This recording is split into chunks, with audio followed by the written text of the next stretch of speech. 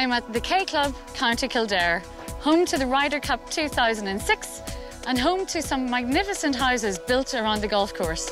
Ronan Keating was the previous owner of the house I'm visiting today. This was the original house type typically seen around the K Club until architect Stephen Carr stepped in to redesign and extend it. I played at the K Club often, and from the green I observed the house redevelop.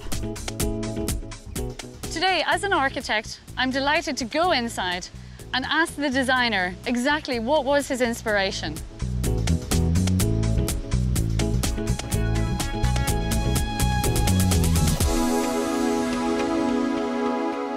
Stephen, pleased to meet you. Una, pleased to meet you. I've seen you on the course. Obviously, you enjoy the golf. I love it. Good course. Fantastic. Tell me, this is a spectacular setting for a house. What was your client's brief? The client, Paul Tiernan, wanted to create a house that would be 4 bedrooms, that would be interesting and cosy for 2 people, or if you wanted to entertain up to 60 or 70 people, it would do that also. So it's a party house? Well, it can be a party house, but it can also be a very comfortable and cosy house if that's what you want. What did you do to extend it? Well, we kept the front because it was a remodelling and an extension to an existing house. Okay. And it fitted in quite well with the rest of the houses, but from the rear it's completely different. The house is in a very unusual setting in that it's right literally on the 14th tee box here. Did you bring that into the design at all? Most of the houses around the golf course don't have any boundaries. So we just want to create a very simple landscape that would roll the whole way down to the golf course and create the illusion that the golf course was almost your garden. So even if you're inside or on the terrace, you feel really much a part of the course. So should we go inside and have a look? I think that's a good idea. Great, okay.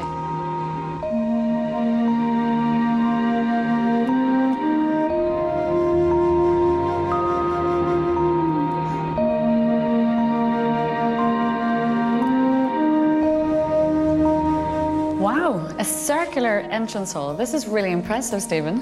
Well, this is completely new, and what I try to do is create an impressive transition space. So when you come into the house, you would see through out to the view and to the sun, to the course, and be drawn towards that. And from here, you can move to the bedrooms on the ground floor and the toilets, or go through the stairs, which leads you up slightly mysteriously to the first floor, which is where the master bedroom is. And the finish on the hallway is just, it's quite unusual. What is it? It's a polished plaster, and into the face of the wet plaster, they put in copper dust and then polished it off when they troweled it. So it just gives different reflections of the light at different times of the day.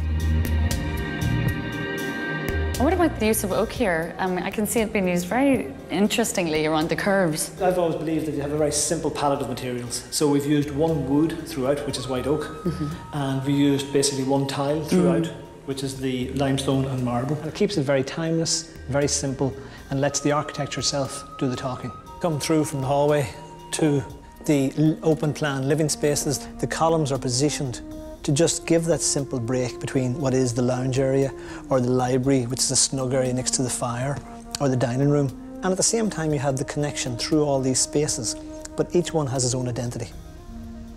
And this is through then into the kitchen.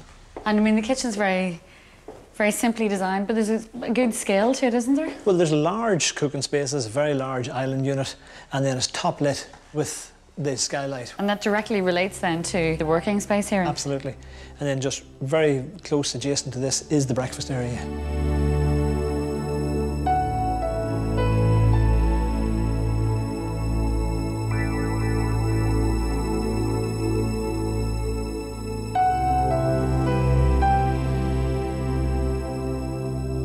Commands fantastic views again in the light, and in all the different areas we have the sliding doors that open to bring you out to the terrace.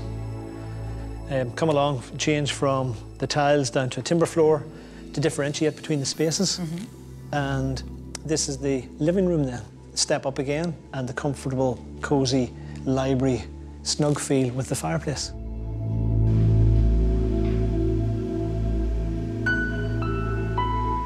A corridor from the library leads to 3 ensuite bedrooms with marble-clad bathrooms.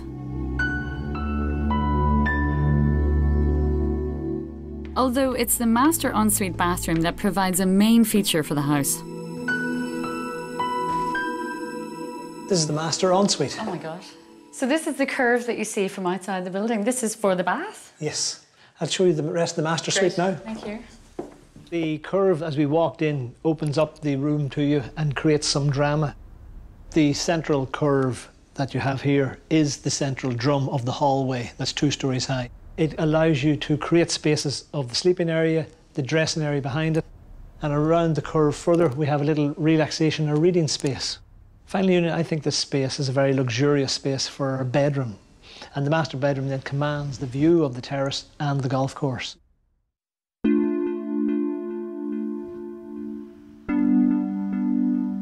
The amount of glass used here gives this house the nickname the car showroom.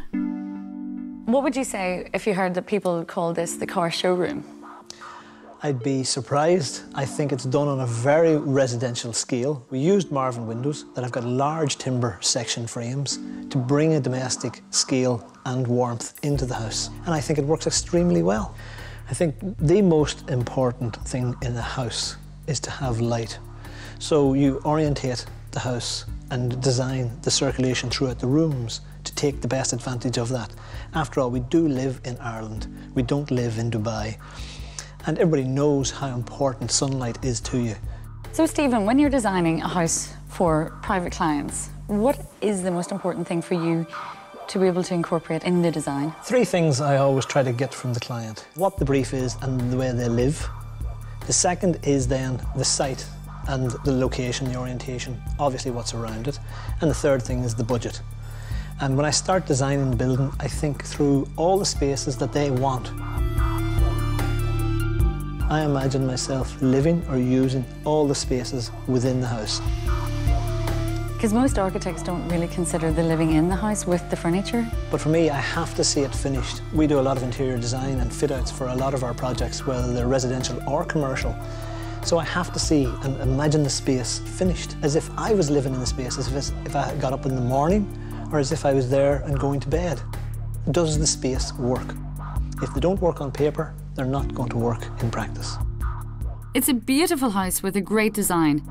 My only criticism is the amount of glass used, which even though it's south-facing, causes a huge amount of heat loss, which really doesn't fit with today's need for energy efficiency. Although I'm delighted that I've finally seen inside this luxurious property on the 14th tee box.